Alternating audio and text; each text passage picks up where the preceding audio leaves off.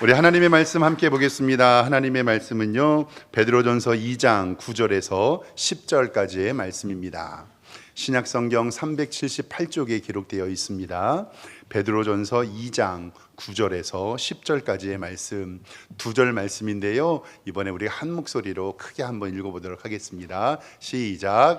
그러나 너희는 택하신 족속이요 왕같은 제사장들이요 거룩한 나라요 그의 소유된 백성이니 이는 너희를 어두운 데서 불러내어 그의 기이한 빛에 들어가게 하시니에 아름다운 덕을 선포하게 하려 하심이라. 너희가 전에는 백성이 아니더니 이제는 하나님의 백성이요 전에는 긍휼을 얻지 못하였더니 이제는 긍휼을 얻은 자니라. 아멘. 우리 주보에 있는 대로 우리 믿음의 고백 오른손 높이 들고 선포하겠습니다. 나는 천지를 지으신 여호와께 복을 받는 자입니다. 아멘. 우리 옆에 있는 성도님들과 인사 한번 하고 말씀 나누겠습니다. 좌우 돌아보시면서 주님의 이름으로 사랑합니다 인사하겠습니다.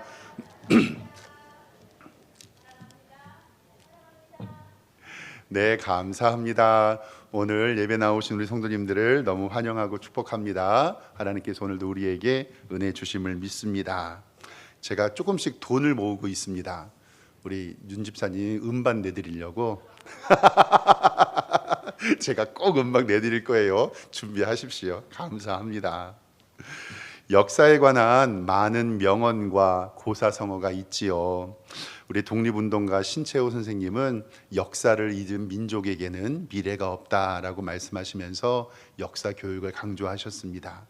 그리고 미국의 역사학자 조시 산타냐는 과거를 기억하지 못하는 사람들은 그 과거를 반복하기 나름이다라는 이야기를 했습니다.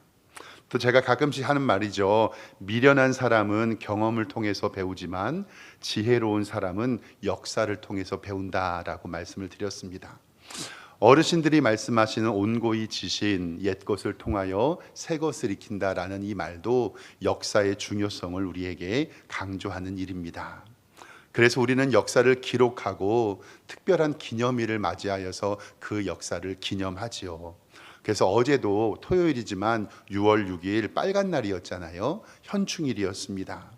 현충일을 통해서 나라를 지키신 순국 선열들께 감사하고 나라 사랑의 마음을 통해서 우리는 그날을 현충일로 지키죠.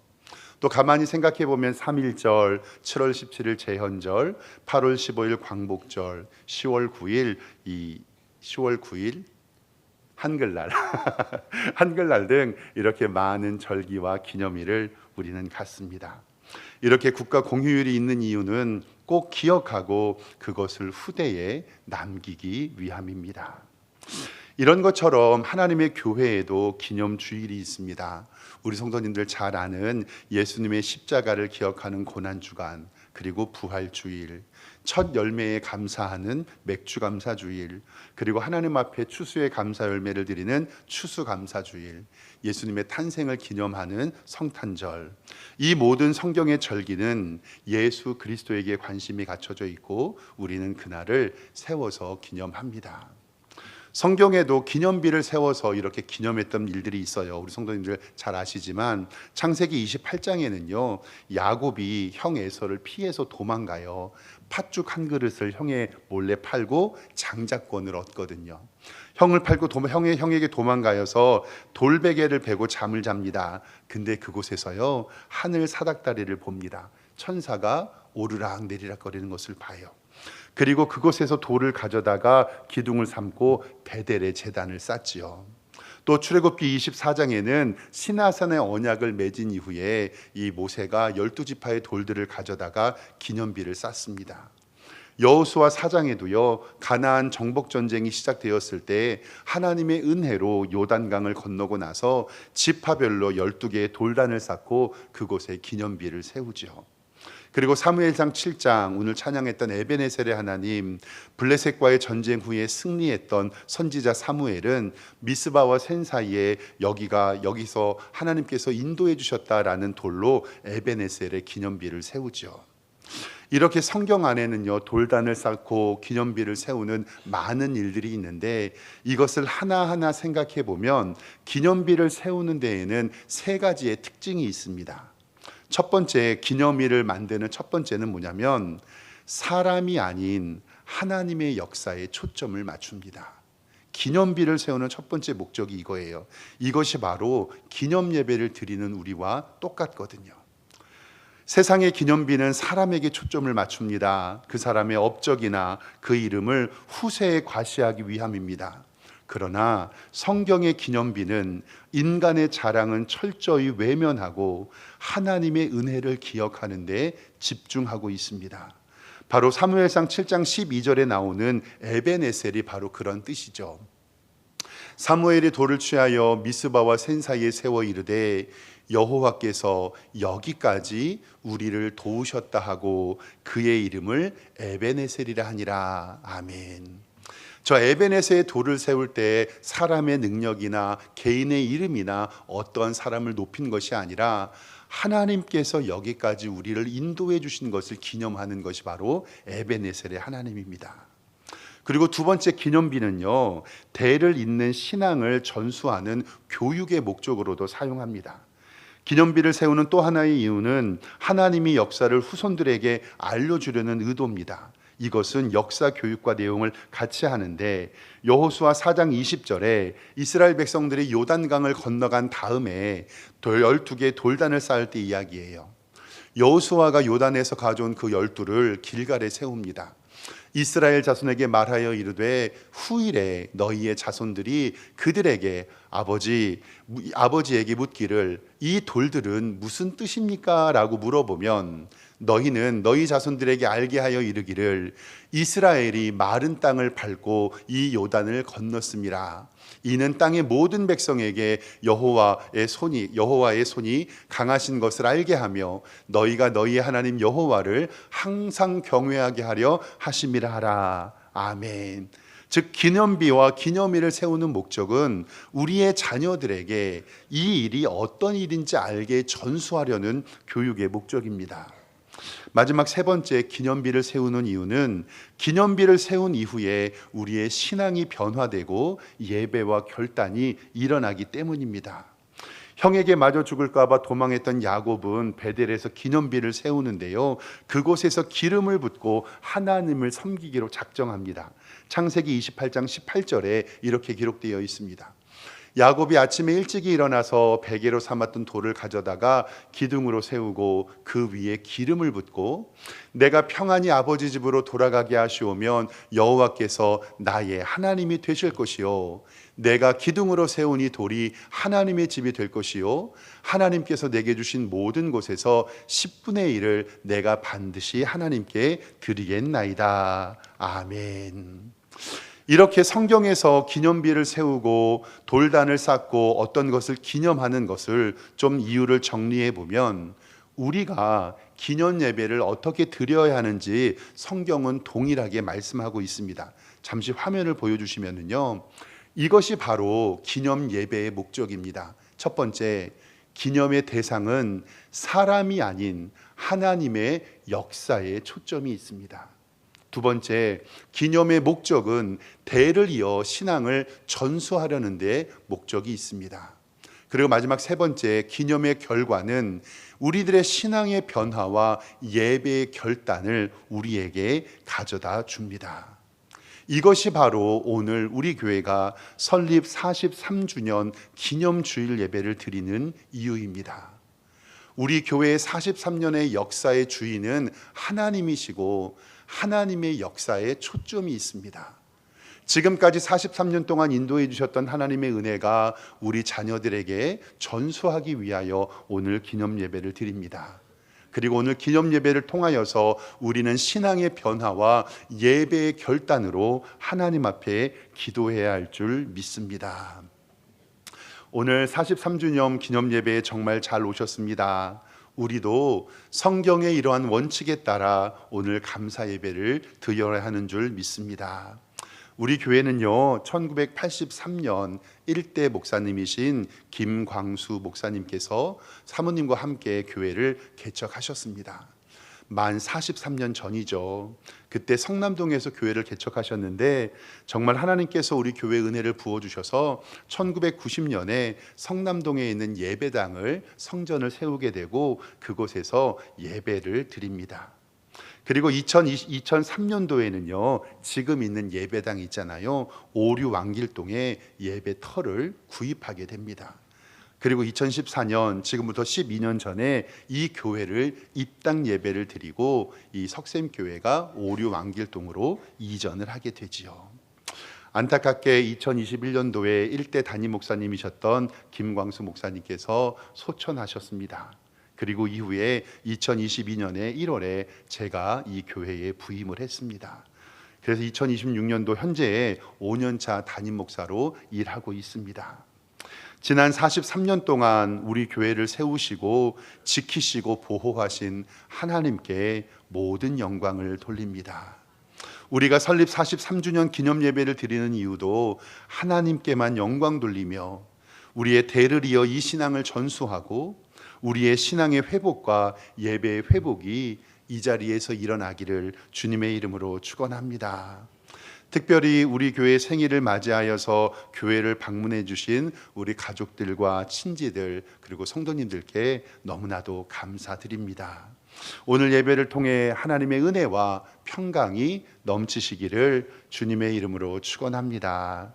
우리 석샘교회는요 출애굽기 17장에 광야에서 목이 마른 이스라엘 백성들에게 이 모세가 반석에 지팡이로 반석을 치지요. 그때 반석에서 샘이 솟아났던 기적을 기념하며 반석에서 샘이 솟아났다 그래서 교회 이름이 석샘교회입니다. 그리고 광야에서 이스라엘 생명을 구원해 주신 그 사건을 기억하고 우리 교회에 생명의 샘이 흐르기를 늘 기도합니다. 정말 감사한 것은요 교회 이름이 여러 많잖아요. 그런데요 우리나라에서 석샘교회는 딱 하나밖에 없어요. 그리고 전 세계에서도 석샘교회라는 이름은 딱 하나밖에 없어서 아주 이름이 쉽고 심플하고 너무너무 좋습니다. 오늘 우리 교회의 43주년 기념주일을 맞이하면서 오늘 말씀을 통해 우리의 정체성 그리고 우리의 사명이 무엇인지 말씀을 좀 나눠보기를 원합니다. 오늘 성경 베드로전서는 초대교회에서 핍박받고 있었던 흩어진 디아스포라 기독교인들, 특별히 소아시아 북쪽 지역에 흩어진 성도들에게 베드로 목사님이 쓴 편지입니다. 흩어져서 힘들고 낭망한 성도들에게 힘을 주는 서신서인데요. 특별히 오늘 말씀은 그들이 어떤 정체성을 가져야 하는지, 성도가 가져야 할 정체성을 우리에게 알려주고 있습니다. 오늘 말씀 10절 말씀에 보면 이렇게 기록하였죠. 4개의 정체성이 나와요. 첫 번째, 그러나 너희는 택하신 족속이다. 두 번째, 너희들은 왕 같은 제사장이다. 세 번째, 너희는 거룩한 나라다. 그리고 마지막 4번째로는 하나님의 소유된 백성이다라고 오늘 말씀에 기록하고 있습니다. 조금 하나씩 살펴보면 첫 번째로 사랑하는 성도 여러분, 여러분들과 저 우리 석샘교회는 하나님이 택하신 주님의 백성임을 믿습니다.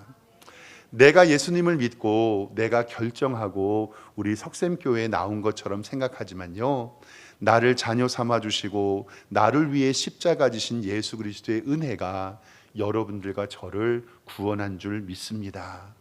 여기까지 인도해 주신 것은 하나님의 은혜이고 하나님이 택하셨기 때문에 가능합니다.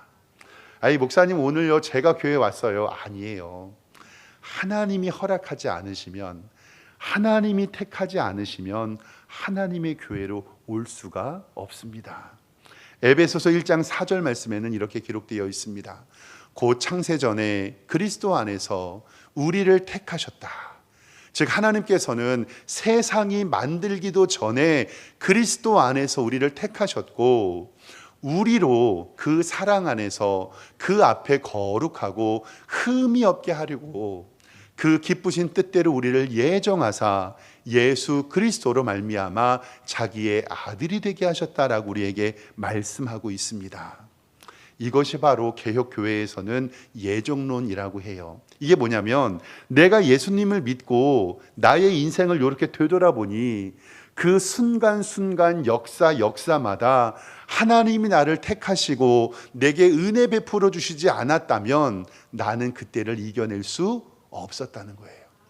창세전에 그리스도 안에서 우리를 택하사 우리로 사랑 안에서 그 앞에서 거룩하고 흠이 없게 하시려고 우리를 부르신 줄 믿습니다. 대신방 때 한 권사님의 가정을 방문했습니다. 교회 가까이 이사하셔서 등록신방 겸 같이 가서 예배를 드렸어요.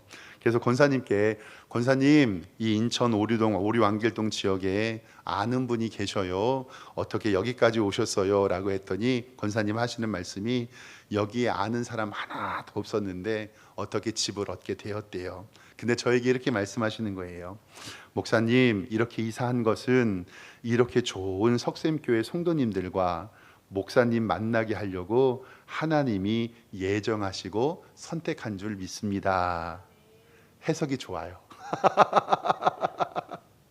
이렇게 좋은 석샘교회 성도님들과 좋은 목사님 만나게 하시려고 하나님께서 이곳으로 인도해 주신 것 믿습니다. 이게 정말 믿음의 고백이에요. 오늘 이곳의 같은 장소에서 우리가 이렇게 예배 드릴 수 있는 것은 하나님이 택하시고 하나님이 우리를 부르셨기 때문입니다.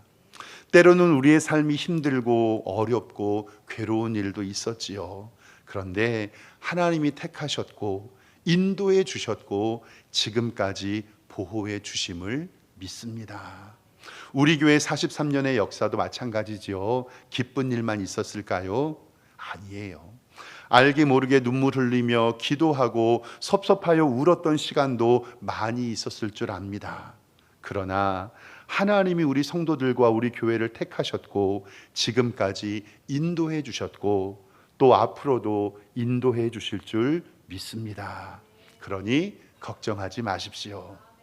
두 번째로는요, 우리는 왕 같은 제사장이다. 이 말은 우리는 왕이요 제사장이라는 뜻입니다. 우리 성도님들이 잘 아시는 것처럼 구약시대는 제사장만이 제사를 집도하고 하나님께 나아갈 수 있었습니다. 그러나 이제 예수님의 십자가의 은혜로 우리는 하나님 앞에 직접 나아갈 수 있는 영적인 제사장이 됩니다. 이것을 좀 신학적으로 어려운 말로 만인 사대주의, 만인 제사장주의라고 얘기를 해요.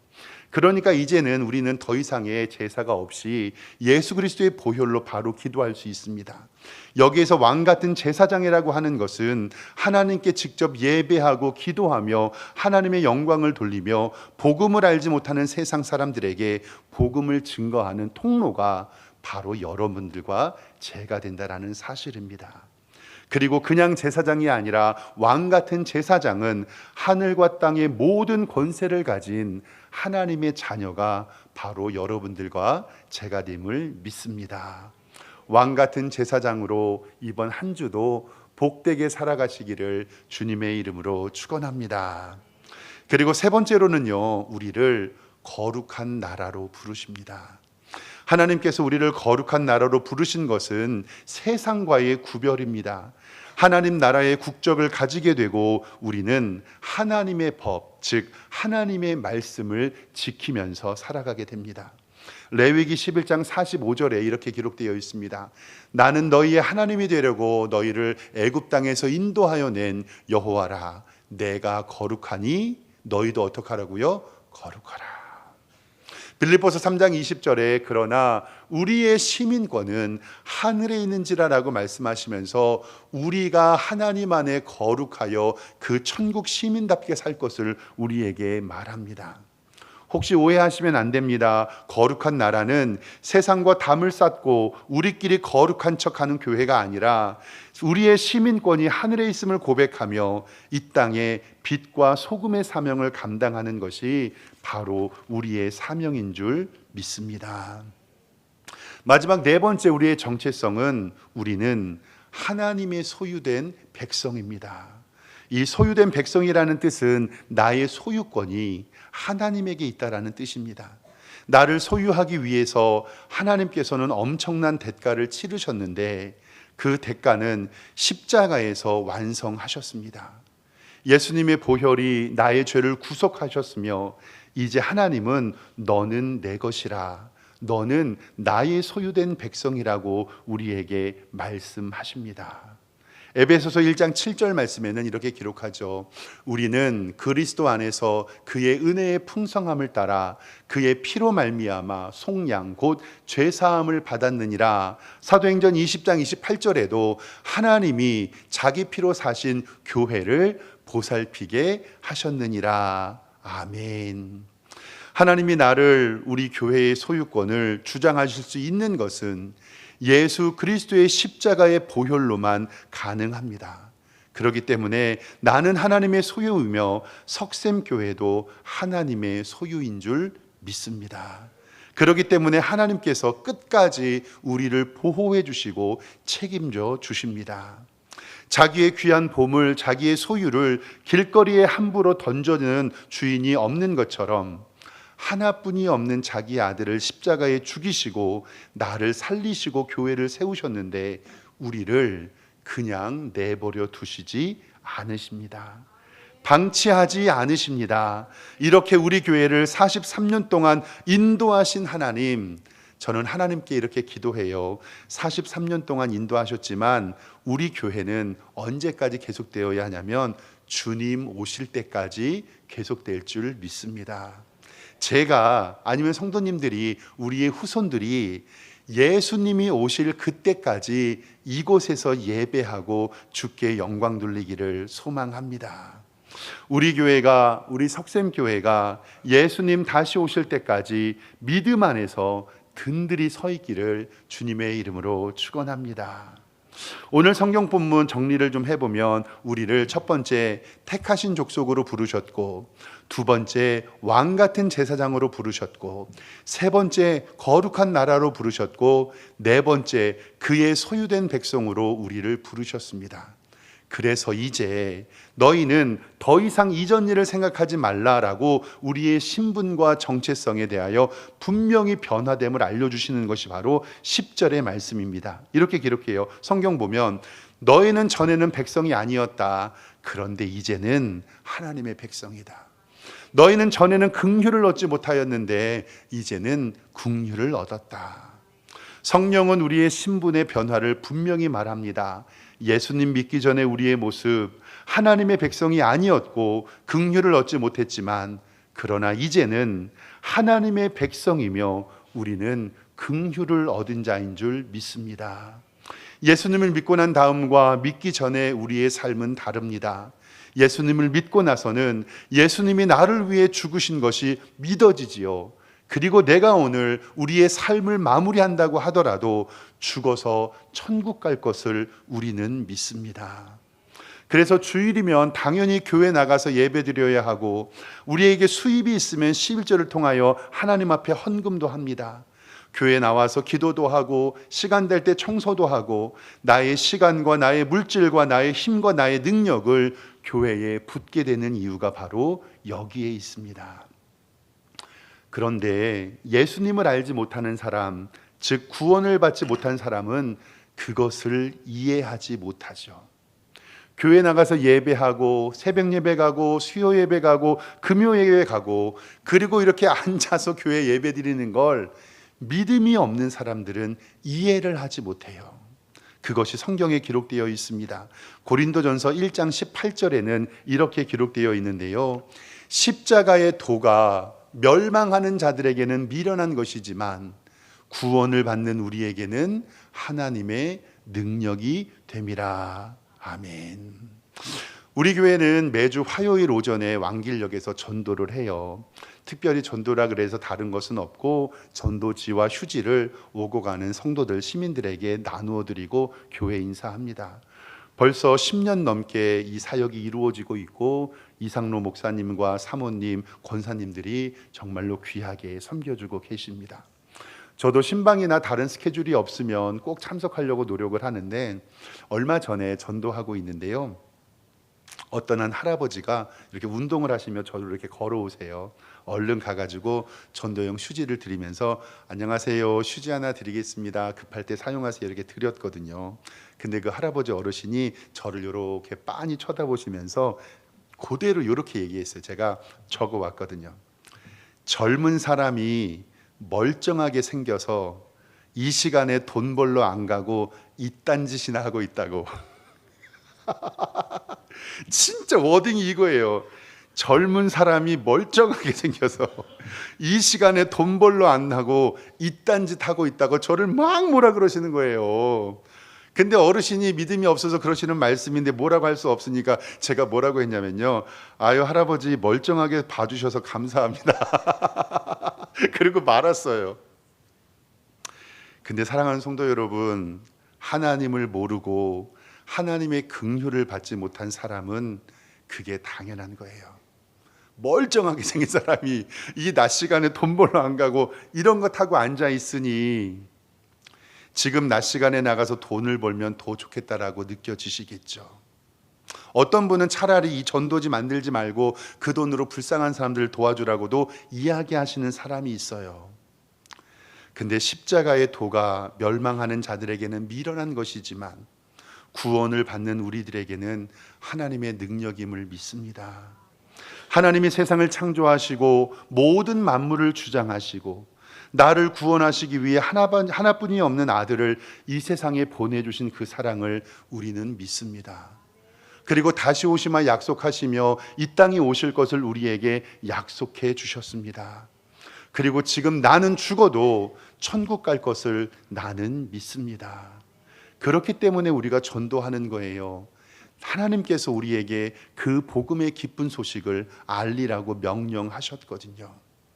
하나님께서는 오늘 우리에게 너는 택하신 족속이고 왕같은 제사장이고 거룩한 나라며 그의 소유된 백성이고 하나님의 백성과 긍휼을 얻은 자라고 소개하고 있는데 그 이유가 딱 하나의 목적을 통해서 이루어져요. 그 말씀이 9절 하반절이 오늘의 결론인데 9절 하반절에 뭐라고 얘기하냐면요, 이는 너희를 어두운 데서 불러내어서 그의 기이한 빛에 들어가게 하시니에 아름다운 덕을 선포하게 하려 하심이라. 아멘. 이게 바로 예수 그리스도의 십자가와 부활의 영광인 줄 믿습니다. 오늘 말씀은 너희들을 구원받은 목적은 너의 구원의 기쁨을 너희만 소유하는 것이 아니라 나가서 증거하는 축복의 통로가 되라고 우리에게 알려주는 것입니다.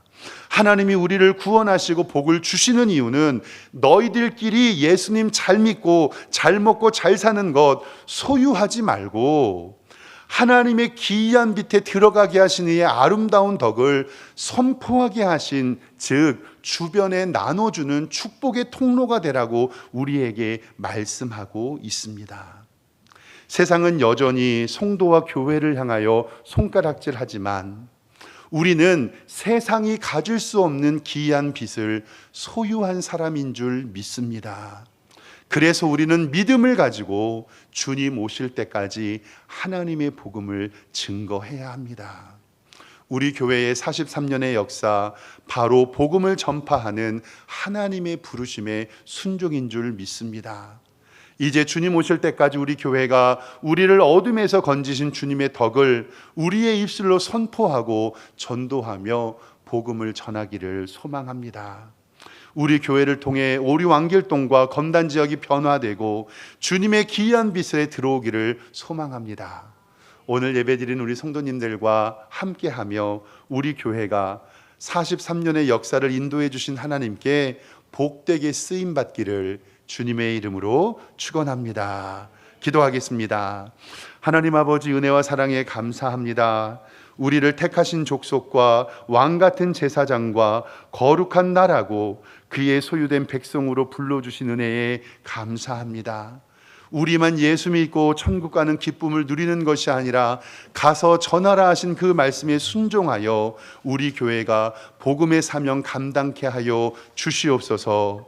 43년 동안 이끌어 주신 하나님의 은혜에 감사하며 앞으로도 우리의 꿈과 비전을 주님께 올려드리며 예수 그리스도의 이름으로 기도드리옵나이다. 아멘.